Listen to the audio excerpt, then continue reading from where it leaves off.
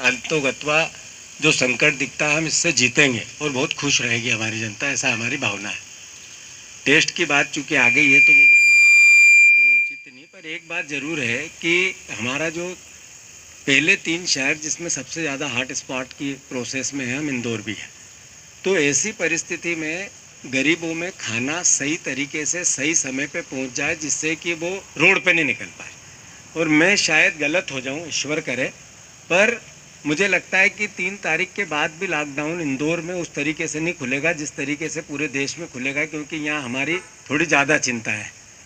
जो टेस्ट की रिपोर्ट की बात आई है, ऐसे टेस्ट कम हो रहे हैं, इसके लिए 1500 पेंडिंग है, नए टेस्ट हो नहीं रहे हैं। अल्टीमेटली हमें टेस्टों पे जाना पड़ेगा, बढ़ाने पड़ेंगे।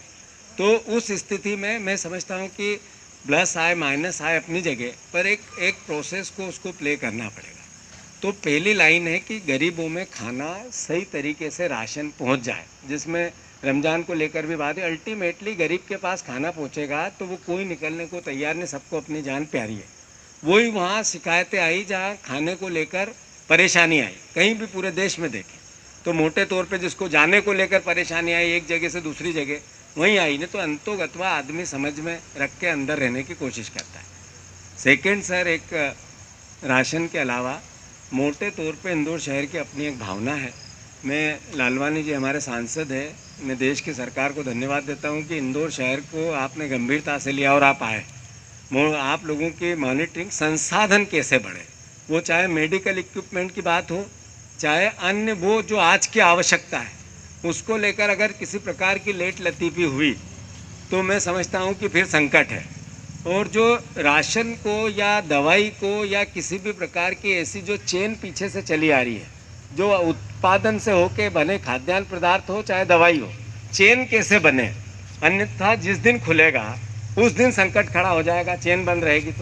तो मैं मानता हूँ कि इन सब पे एक मोटी रिपोर्ट बना के इसको कैसे हम समाधान की ओर ले जाएं। और मैं मानता हूँ कि इंदौर शहर सर बहुत पॉजिटिव शहर है। हम सब जनप्रतिनिधियों ने खुल के, कोई राजनीतिक विचार तो अपनी जगह कहीं आता ही नहीं ऐसी चीज़ों में, बहुत पॉजिटिव है, हम जीतेंगे। क्या है पॉजिटिव है नेगेटिव है। 10 अप्रैल को जो भी सैंपल लिए हैं उसकी रिपोर्ट आ तक नहीं आई, तो आप उसके परिवार की मानसिक स्थिति सोच सकते हैं जिनके परिवार में सैंपल लिया गया हो और पूरे परिवार ही सोचते हैं कि हमारा क्या होगा, अब इनका तो ले लिया। तो एक तो सैंपल जिनका ले रहे हैं उसका रिजल्ट जल्दी आना चाहिए। दूसरा, जिस परिवार में से हम ले जाते हैं एक सदस्य को कि भाई हम इसका पॉजिटिव आया, तो परिवार के बाकी मेंबरों की भी परीक्षण तुरंत होना चाहिए। उसमें कभी कभी 3-3, 4-4 दिन का विलंब हो रहा है। तीसरा, क्या हम ऐसा कर सकते हैं, क्योंकि जिस प्रकार से हमारी कैपेसिटी इतनी ज़्यादा नहीं टेस्टिंग की, जहाँ टेस्टिंग कराने आते हैं वहाँ A, B, C सेग्रीगेट कर सकते क्या? ऐसा लगता है कि बिल्कुल जो पेशेंट आ रहा है उसकी हालत बहुत।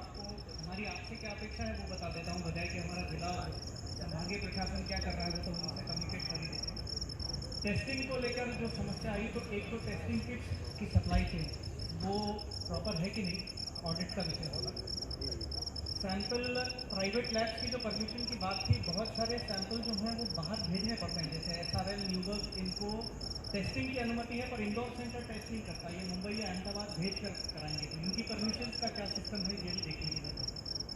हम लैब्स की संख्या बढ़ाने की कोशिश कर रहे थे और उसमें अभी जो प्रॉब्लम देखने में आई एक्रेडिटेशन की है। NABL और ICMR दोनों से लैब्स के एक्रेडिटेशन हो नहीं रहे, ही है बेसिकली।